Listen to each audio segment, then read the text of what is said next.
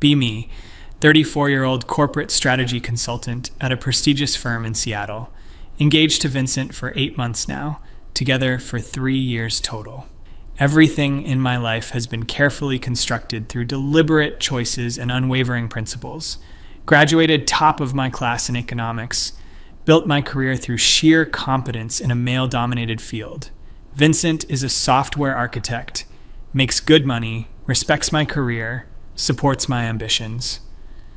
We met at a mutual friend's dinner party where I initially dismissed him as another tech bro. He proved different, though. Actually listened when I talked, read the books I recommended, seemed genuinely committed to growth. The relationship worked because he understood that I wasn't going to compromise my values for anyone. I've always been clear about who I am and what I believe. Recently, I've been doing a lot of reading and thinking about the intersection of intimate relationships and systemic power dynamics. Something has been bothering me for months. This nagging feeling that even in our progressive relationship, there are structures of oppression I've been unconsciously participating in. Vincent and I have a healthy, intimate life, or so I thought. But I started noticing patterns, the way certain expectations existed, the unspoken assumptions about availability and obligation.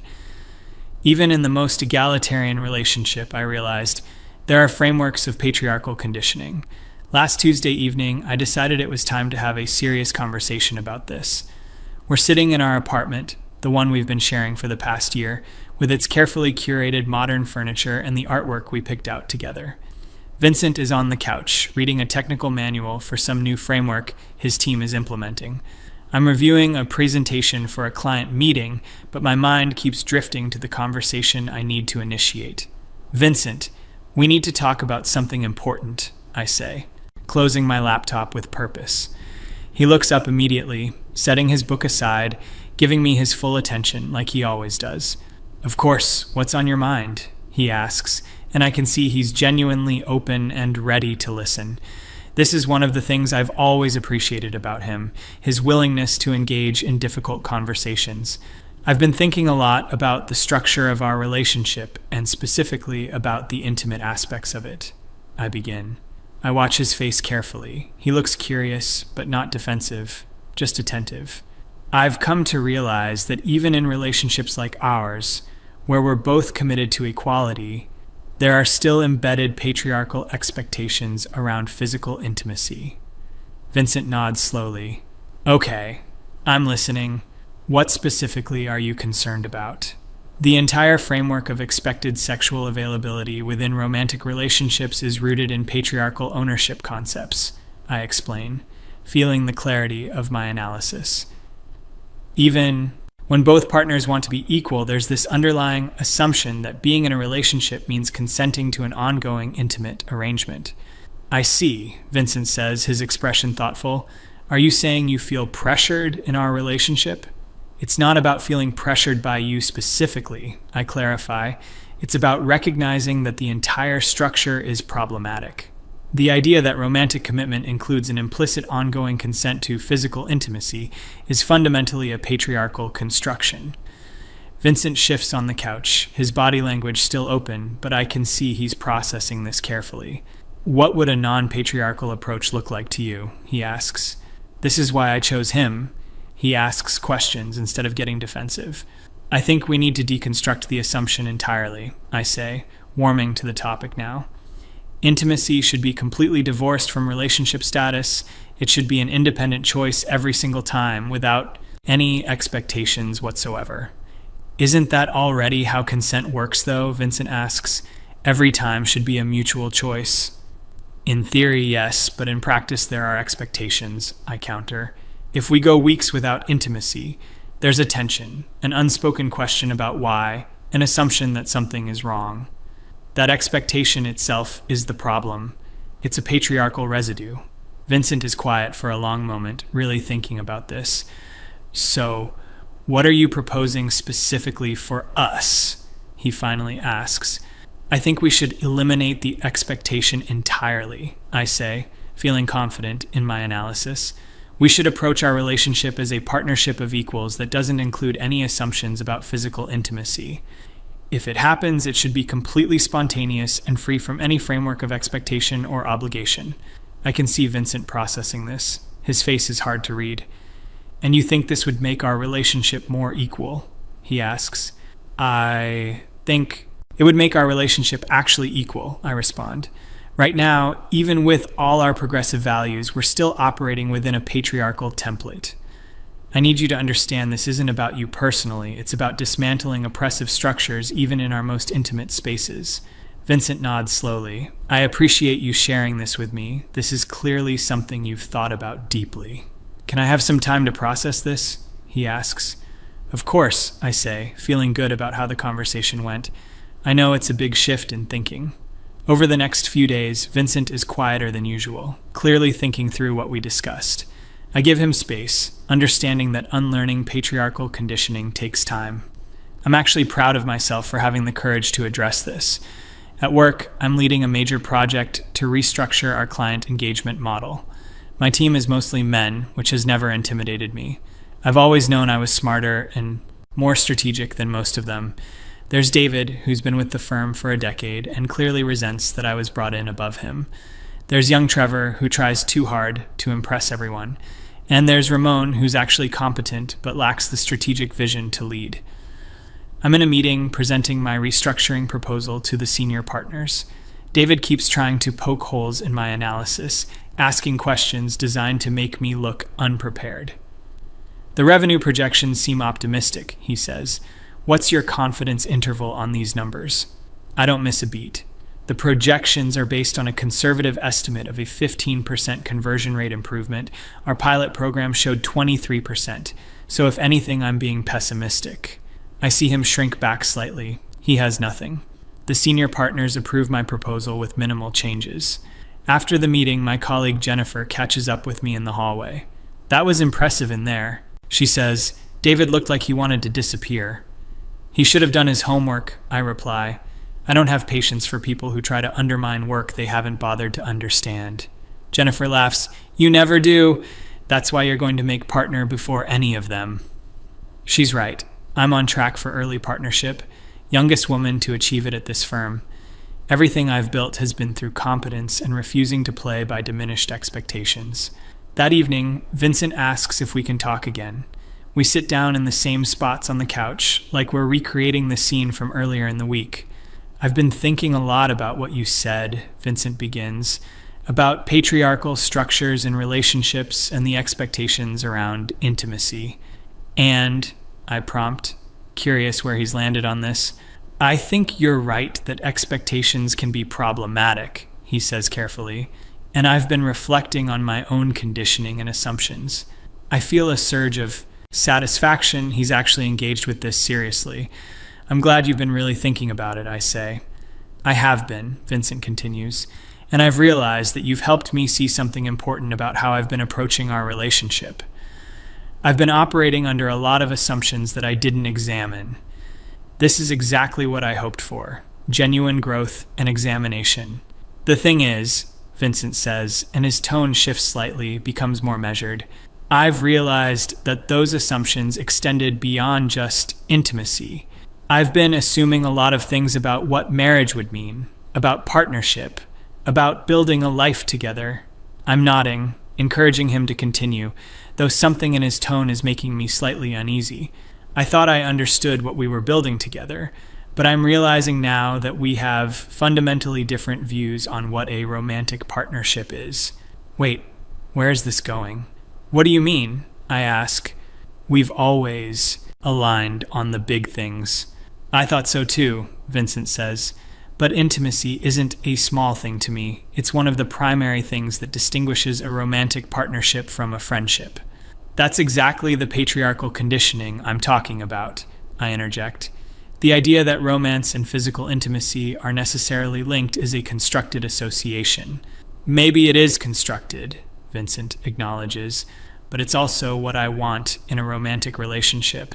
I've spent the last few days really examining whether that makes me problematic or whether it's just a fundamental compatibility issue. My chest is tightening. This isn't going the direction I expected. You can unlearn these associations, I say, hearing the edge in my voice. That's the whole point of doing this work. I've thought about that, Vincent says quietly, but I've also thought about whether I want to. I respect your framework and your analysis. I really do. But I don't think I can build a marriage on it. The words hit me like cold water. You're saying you won't even try to examine your conditioning? I ask, incredulous. I'm saying I have examined it deeply, and I've realized that what you're calling conditioning is actually a core part of what I need in a romantic relationship. Vincent runs his hand through his hair, a gesture I've seen 1,000 times when he's stressed. I love you, he says, but I don't think I can marry someone who views intimacy as a patriarchal imposition. That's not fair, I say, feeling panic rising. You're reducing my entire argument to a caricature. I'm not trying to, Vincent says. I'm trying to be honest about what I need and what I think we're compatible on. We can work through this, I insist. You just need more time to understand the theory. I don't think time is going to change this, Vincent says, and there's a finality in his voice I've never heard before. Are you seriously suggesting we end our engagement because you won't examine your patriarchal conditioning? I demand. I'm suggesting we end our engagement because we have incompatible views on what a marriage should be, Vincent corrects. He's so calm, so measured, and it's infuriating because he's using all the communication techniques we learned in couples counseling. This is ridiculous, I say, standing up, needing to move. You're throwing away 3 years because of your investment in patriarchal structures. I see it differently, Vincent says, still sitting, still calm. I think you've decided that a fundamental aspect of romantic relationships is oppressive, and I don't share that view. We can't build a marriage on that gap. I'm pacing now, my mind racing through arguments and counter-arguments. So, what? You need a woman who will be available to you on demand? Is that it? I snap. That's not what I said, and you know it, Vincent responds, and now I hear a bit of edge in his voice too. I need a partner who views intimacy as a positive, part of our connection, not as a problematic patriarchal obligation to be deconstructed. Those two things are not mutually exclusive, I argue. Maybe not in theory, Vincent says, but in practice, you've just told me that you want to eliminate any expectation of intimacy from our relationship. That's a deal breaker for me for marriage. I need to be honest about that. The conversation continues in circles for another hour, but his position doesn't change. He's thought this through. He's made up his mind. By the time we both go to bed, separately, in different rooms, nothing is resolved. I lie awake most of the night, my mind churning through everything. How did trying to create a more equal relationship lead to this? The next morning, Vincent is up early, already dressed when I emerge from the bedroom. I'm going to stay at my brother's place for a few days, he says. I think we both need some space. We need to work through this, not run away from it, I counter. I'm not running away, Vincent says. I'm giving us both time to think clearly. He leaves with a small bag, and the apartment feels enormous and empty. I call my best friend Rachel, needing to talk this through with someone. Rachel and I have been friends since college. She's a civil rights attorney, one of the few people I trust completely. He's really ending things over this? Rachel asks after I explain the situation. Apparently, his attachment to patriarchal relationship structures is stronger than his commitment to growth. I say bitterly. There's a pause on the line. Can I ask you something without you getting defensive? Rachel says carefully. Warning bells go off, but I say, sure. What were you hoping would happen when you proposed this change? Rachel asks. I was hoping we could build a more equitable relationship, I say, obviously. Right, but practically speaking, Rachel presses, what did you envision your intimate life looking like? I envisioned it being free from expectation and obligation, I explain, spontaneous and chosen every time without any framework of entitlement. Okay, Rachel says slowly, and did you consider that Vincent might experience that as rejection or as you not wanting him? That's his conditioning talking, I respond. The idea that lack of sexual availability equals lack of desire is patriarchal. Maybe, Rachel says, but it's also pretty human to want to feel desired by your partner. I do desire him, I protest. That's not what this is about. But you want to remove all expectations of expressing that desire, Rachel points out. Can you see how, from his perspective, that might feel like a pretty significant withdrawal? Why are you taking his side? I demand, feeling betrayed. I'm not taking sides, Rachel says. I'm trying to help you see the perspective of someone you love. We end the call shortly after. I'm too agitated to continue the conversation productively. I throw myself into work, leading the implementation of my restructuring plan. The project is complex, requiring buy-in from multiple departments and careful change management. David continues to be obstructionist, questioning my decisions in meetings and trying to undermine my authority with the team. In a team meeting, he raises concerns about the timeline. I don't think this is realistic, he says, pointing to the project schedule. We're setting ourselves up for failure. The timeline is ambitious but achievable, I counter, unless you're saying your team isn't capable of meeting these benchmarks. It's a calculated move, putting him in a position where disagreeing makes him look incompetent. My team is capable, David says tightly. I'm questioning the overall strategic approach. The partners have approved the strategic approach, I remind him. At this point, we're in execution mode, not strategy debate. I see Ramon and Trevor exchange glances. David is clearly losing the room. After the meeting, I'm reviewing implementation details when I get a text from Vincent. Can we meet tomorrow evening to talk? There are things we need to decide. I agree, hope flickering that maybe he's reconsidered. The next evening, Vincent comes back to the apartment. He looks tired, like he hasn't been sleeping well either. We sit down, and I'm ready to find a compromise, to work this out. I've been doing a lot of thinking, Vincent begins, and I've talked to my therapist about this. Of course he's been talking to his therapist, processing everything properly. I care about you deeply, he continues, but I don't think we should get married. Even though I've been bracing for this, hearing him say it definitively makes my stomach drop. I think we want fundamentally different things from a romantic partnership, Vincent says, and I don't think either of us should compromise on something this important.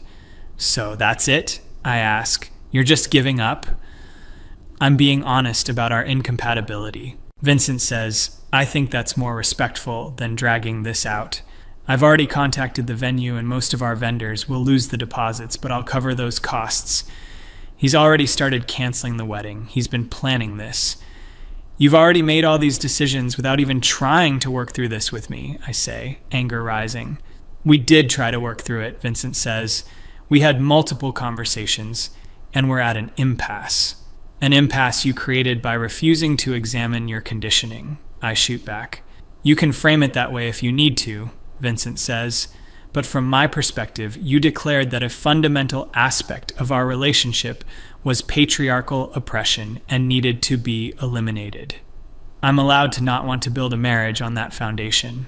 The conversation goes in circles again, but the outcome is the same. Vincent starts moving his things out over the next week. We'll need to deal with the lease and the shared belongings, all the practical unraveling of a shared life. I tell people at work that the wedding is off, keeping it brief and professional. Jennifer is sympathetic. I'm so sorry. Are you okay? I'm fine, I say.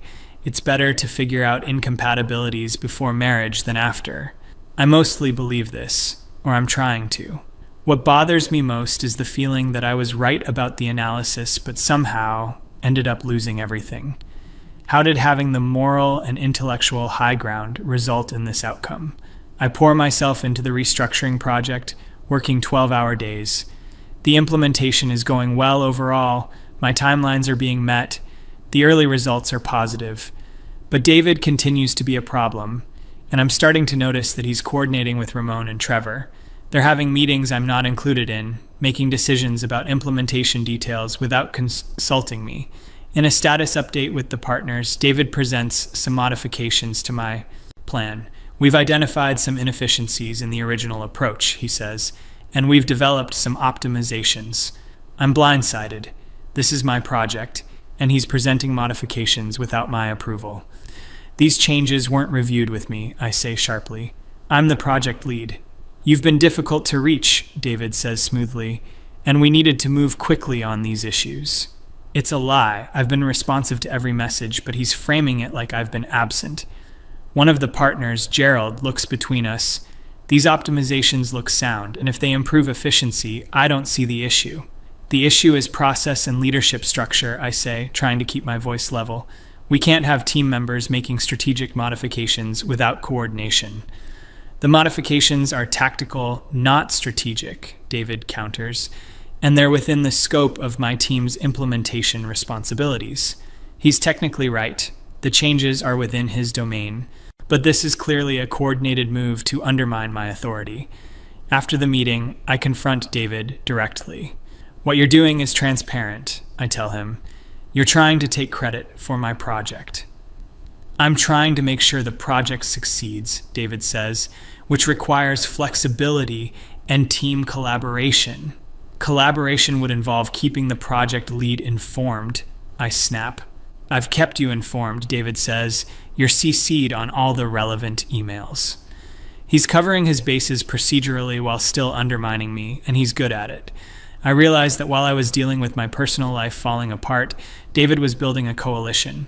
Ramon and Trevor are now effectively reporting to him on implementation details, coordinating through him instead of me.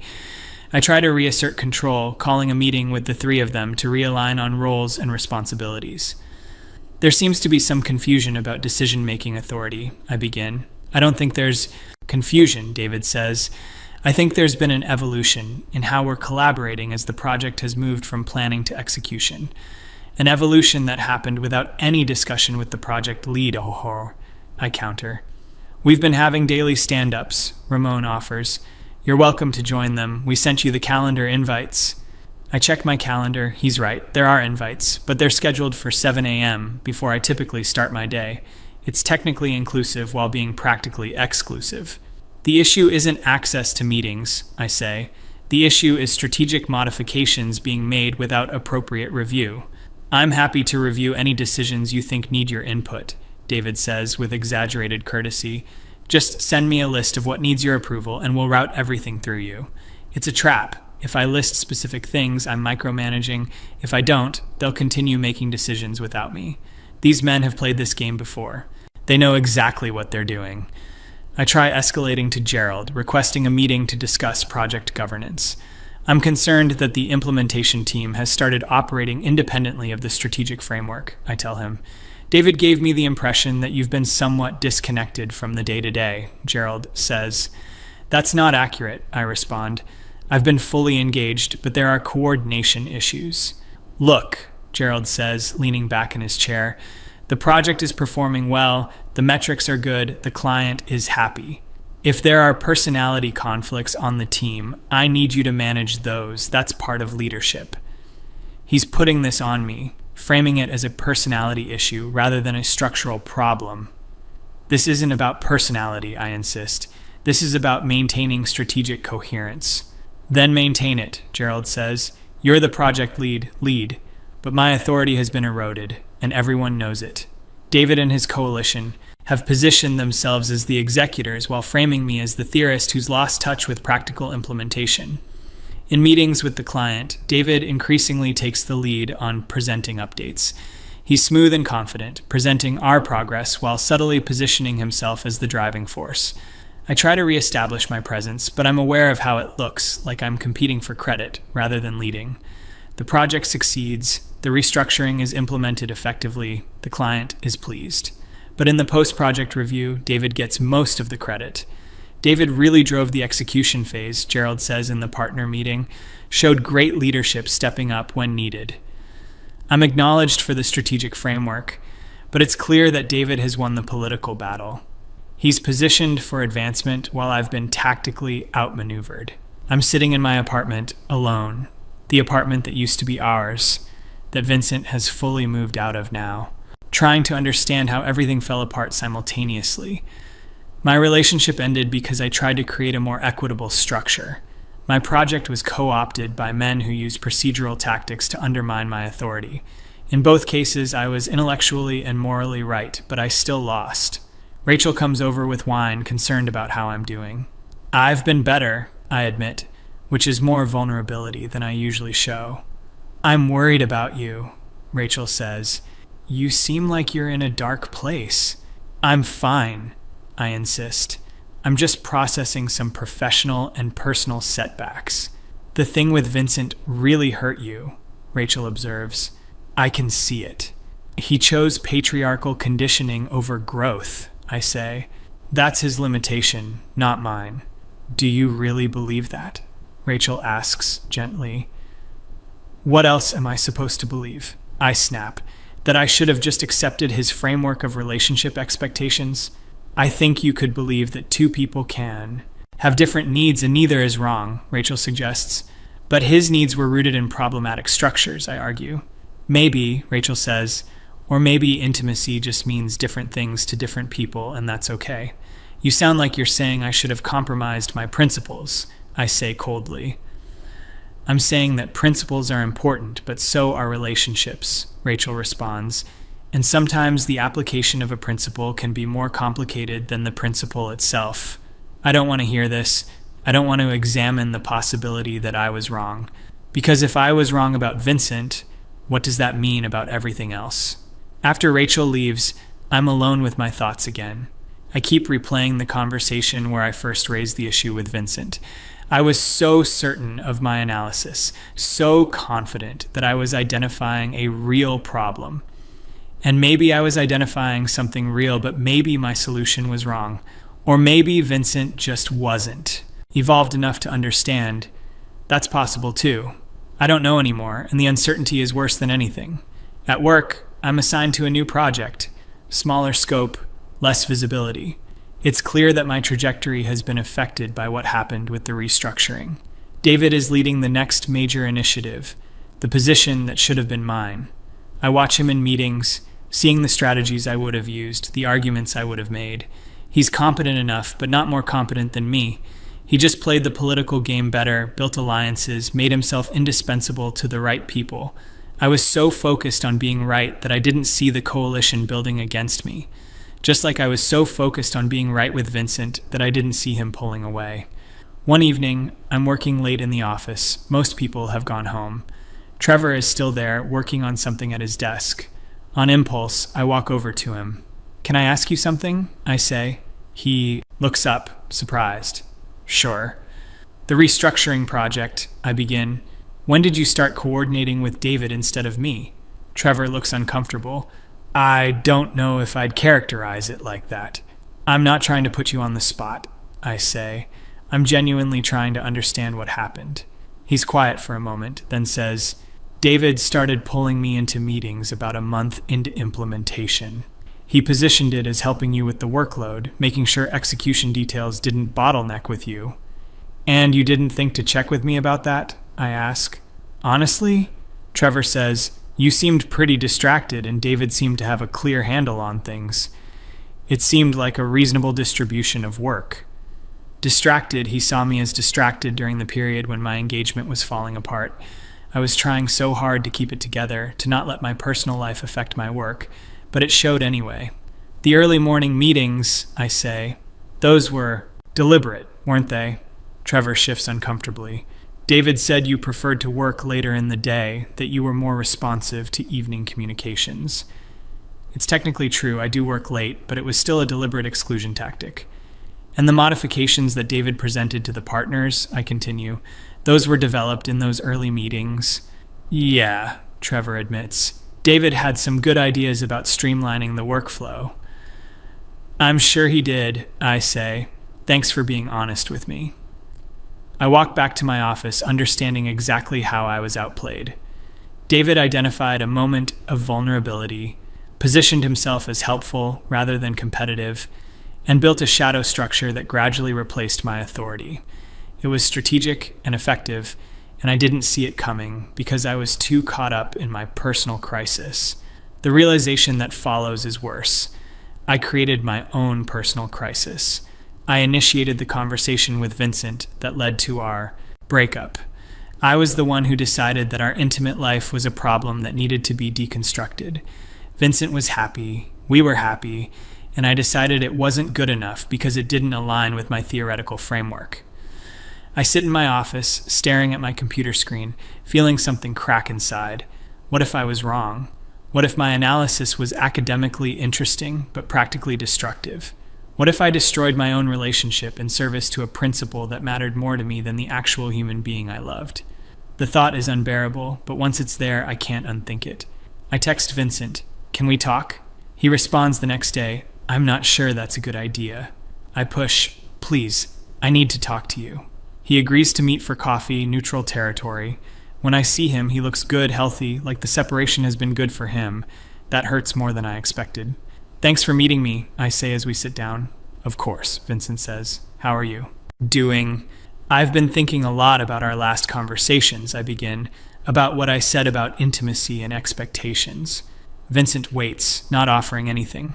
"I think I might have been wrong," I say, the words feeling like glass in my throat.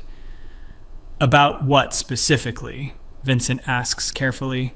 "About applying a theoretical framework to our relationship without considering what we actually had," I say. I was so focused on identifying patriarchal structures that I didn't stop to ask if those structures were actually causing problems for us. Vincent is quiet, listening. "We were happy," I continue.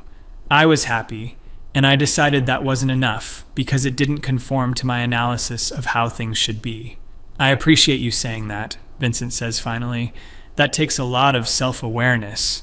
"Does it change anything?" I ask, hearing the hope in my own voice. Vincent looks at me with something like sadness. "I don't think it does." The hope dies as quickly as it appeared. "The thing is," Vincent says gently, "even if you see it differently now, I spent weeks watching you analyze and deconstruct our relationship. I saw how you looked at our intimacy, like it was a problem to be solved rather than something we shared. I can't unsee that, and I can't build a marriage wondering when the next aspect of our life will be deconstructed. But I'm telling you, I was wrong," I insist. "Maybe," Vincent says, "or maybe you'll decide in a few months that you were right the first time and this is just a moment of doubt. I don't have confidence that your framework has changed. I think you've just realized that it had consequences you didn't want."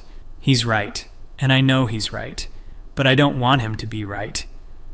"What if I can change?" I ask. "I think you probably will change," Vincent says. "I think you'll grow and evolve, and I genuinely hope you find what you're looking for. But I don't think we're compatible for marriage. I didn't think so a month ago, and I still don't think so now."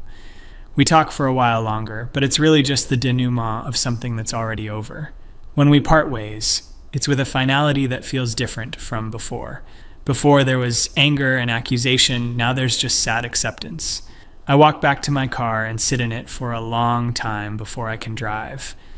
I've lost him, really lost him, not because of patriarchy or oppression, but because of my own choices. At work, I continue on the smaller project, doing good work, but without the visibility and trajectory I had before. David's project is successful. He's building his reputation while mine stagnates. I'm competent enough that I'm not in danger of losing my job, but the partnership track that seemed inevitable now seems unlikely. Months pass. The acute pain of the breakup fades into a dull ache. I date sporadically, but I find myself either over-explaining my principles and watching men's eyes glaze over, or hiding my principles and feeling like I'm being dishonest about who I am. Neither approach leads to anything substantial. Rachel and I have dinner. She's one of the few constants in my life. "I've been thinking about what happened with Vincent," I tell her. "Yeah," she prompts. "I think I confused being right with being wise," I say. "I was right that there are patriarchal structures embedded in relationship expectations. That's analytically true. But I wasn't wise about what to do with that truth. I treated my relationship like a theoretical problem instead of a living thing with a real person I loved." "That's pretty insightful," Rachel says. "What are you going to do with that insight?" "I don't know," I admit. "I can't undo what happened, and I don't even know if I would because I'm still not sure where the line is. Between principles and pragmatism, between refusing to compromise my values and being so rigid that I destroy everything good in my life." Rachel considers this. "Maybe the line is different in different situations. Maybe it's not about finding one rule, but about developing judgment."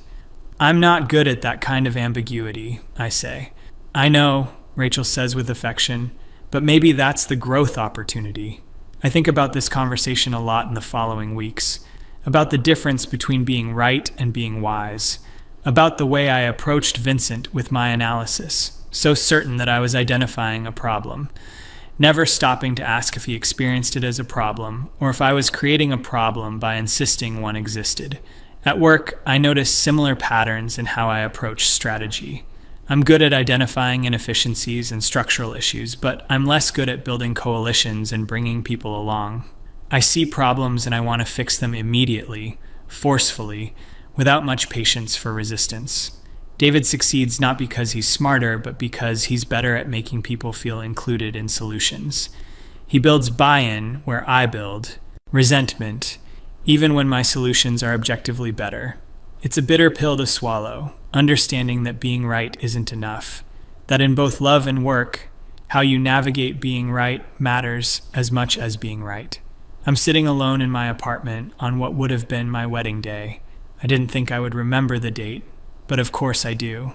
Thinking about the wedding that didn't happen, the marriage that won't be, the life with Vincent that I systematically dismantled in service to a principle. Was the principle worth it? I still don't know. I still believe that examining power structures in relationships is important. I still believe that expectations around intimacy can be problematic. But I also know that I lost something real and valuable, something I haven't been able to replace. Maybe some other woman will love Vincent and give him the kind of relationship he wants. The thought makes me feel hollow. Maybe she'll be less educated, less analytical, more willing to exist within traditional structures.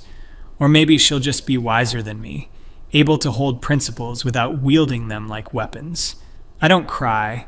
I'm not much of a crier, but I feel the weight of all of it. The relationship I ended, the career trajectory I lost, the certainty I used to have about everything.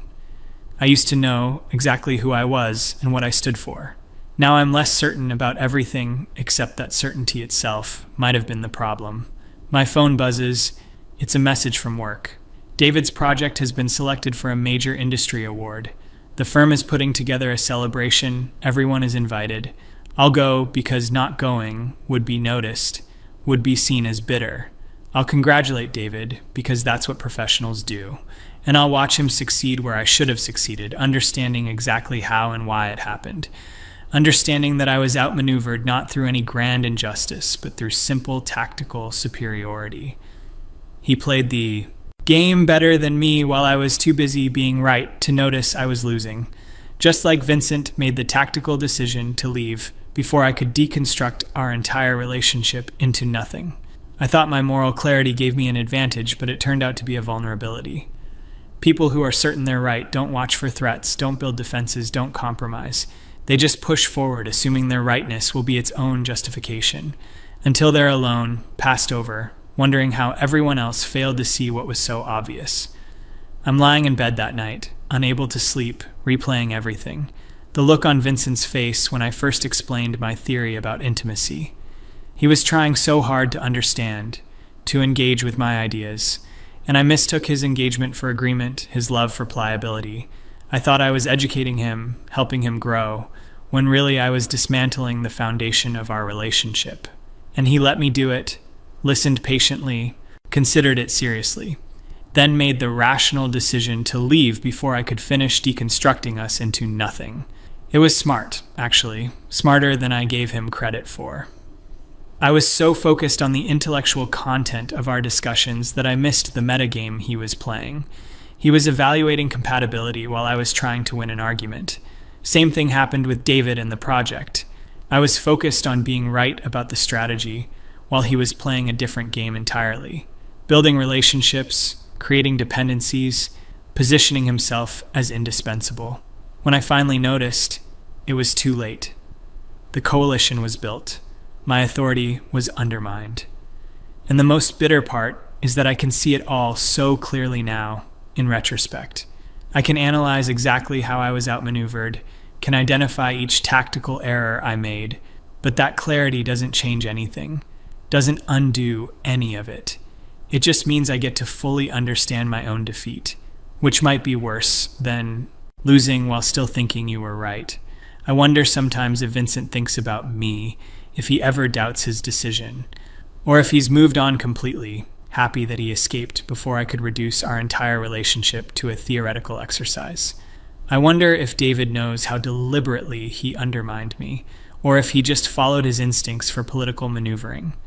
I wonder if anyone else sees the patterns I see, or if I'm the only one analyzing everything to death. Maybe that's the real problem, the analysis itself. Maybe normal people just live their lives without constantly examining the structures and power dynamics. Maybe that's why they're happier, why they build things instead of deconstructing them. But I don't know how to be that person, how to turn off the part of my brain that sees systems and wants to optimize them.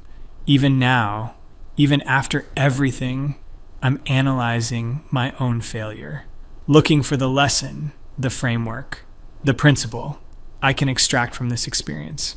Instead of just feeling it, just accepting that I fucked up and lost things that mattered. Rachel would tell me I'm overthinking it, that I need to just feel my feelings.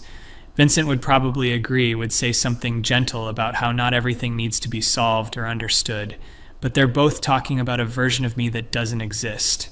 I am someone who overthinks, who analyzes, who needs frameworks and principles.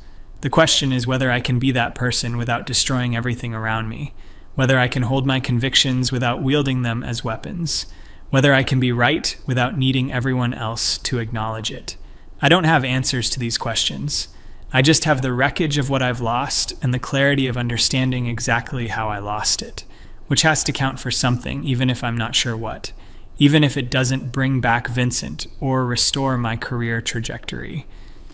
Even if all it does is make me slightly wiser and significantly more alone. Maybe that's the trade-off. Maybe wisdom is just the consolation prize for experience. Maybe I'll use this understanding to build something better in the future. Or maybe I'll just keep making the same mistakes with better self-awareness. Either way, I'm here, in this apartment, on what should have been my wedding day, understanding that I valued being right more than being happy, and having to live with the consequences of that choice, which feels less like a moral victory and more like just being wrong in a different way.